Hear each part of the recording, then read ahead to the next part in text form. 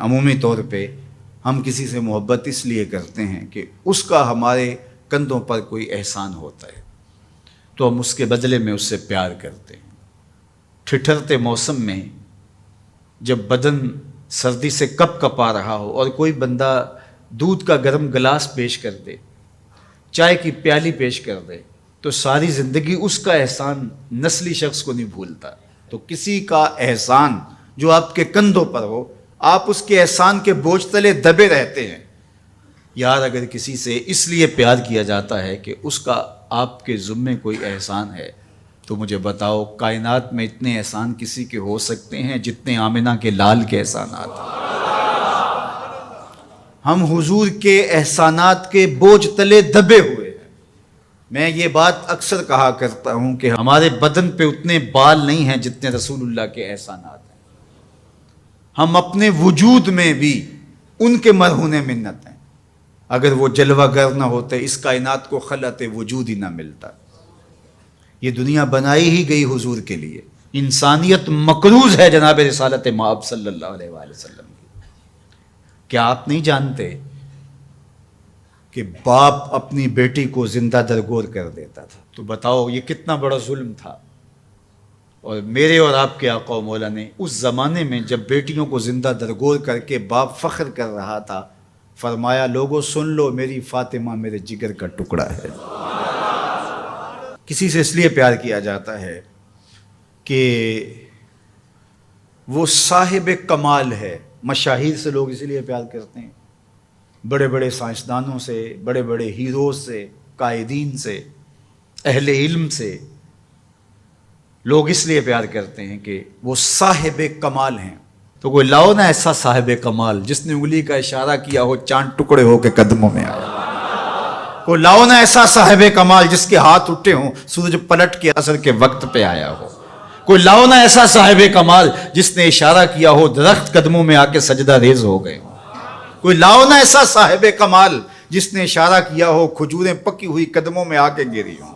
او سڑیاں کھجوراں اگا جان دائے، او پتھراں نو کلمے پڑھا جان دائے، قطرے کو سمندر ذرے کو ستارہ کرتے ہیں، کونین کو خم آ جاتا ہے جب زلف سنوارا کرتے ہیں۔ کوئی لاؤ تو صحیح زمانے میں ایسا۔ اچھا کسی سے پیار اس لیے بھی کیا جاتا ہے کہ مستقبل میں اس کی کوئی ضرورت پیش آنی ہوتی ہے تو بندہ تعلق رکھتا ہے۔ تو اگر یہ غرض ہے محبت کی تو بتاؤ نزع سے اوکھا ویلا ہو سکتا ہے؟ بتاؤ حشر سے کوئی اوکھا ویلا ہو سکتا ہے؟ اس اوکھے ویلے نہ باپ کام آئے گا، نہ ماں کام آئے گی، نہ بہن کام آئے گی، نہ بھائی کام آئے گا، نہ بیوی، نہ دوست، نہ اولاد، نہ مال، کچھ بھی کام نہیں آئے گا۔ اگر وہاں کام آئے گا تو آمنہ کا لال ہی کام آئے گا۔ تو پھر آؤ نہ ان سے محبت کا رشتہ جوڑتے ہیں۔ کسی سے اس لیے پیار کیا جاتا ہے کہ وہ سونا بہت ہے۔ اچھا یہی معیار ہے اگر کسی سے محبت کا، اور یہی سب سے بڑا داعیہ ہے محبت کا، تو آؤ پھر اس سے پیار کریں۔ مکھ چند بدر شاہ شانی ہے، متھے چمک دی لاٹ نورانی، کالی زلف تے اکھ مستانی ہے، مخمور رکھی ہن مد بھریاں، سبحان اللہ ما اجمل کا ما احسن کا ما اکمل کا، کتے مہر علی کتے تیری، اللہ اکبر۔ آؤ پھر ان سے پیار کیجئے۔ اور محبت کا ایک تقاضا یہ بھی بیان کیا گیا، حب کا شیء اکثر ذکر ہو، بندہ جس سے محبت کرتا ہے کثرت سے اس کا ذکر کرتا ہے۔ کوئی بہانہ تلاش کر لیتا ہے، کوئی راہ تلاش کر لیتا ہے، کوئی سلیقہ کوئی طریقہ ڈھونڈ لیتا ہے ذکر کا۔ جو کسے دا عاشق ہوئے گل اسے دی کردہ، میاں صاحب کا لہجہ دیکھیے، جو کسے دا عاشق ہوئے گل اسے دی، سو مکر بہانے کر کے مرنے ہو دے مردہ۔ تو جس سے محبت ہوتی ہے تو بندہ پھر اسی کی بات چھیڑتا ہے، اسی کا تذکرہ چھیڑتا ہے۔ کثرت ذکر قرار جاں کا سبب اور ذریعہ ہے، اور تسکین کا سبب اور ذریعہ ہے۔ محبت کا ایک تقاضا محبوب کی اطاعت اور فرما برداری ہے۔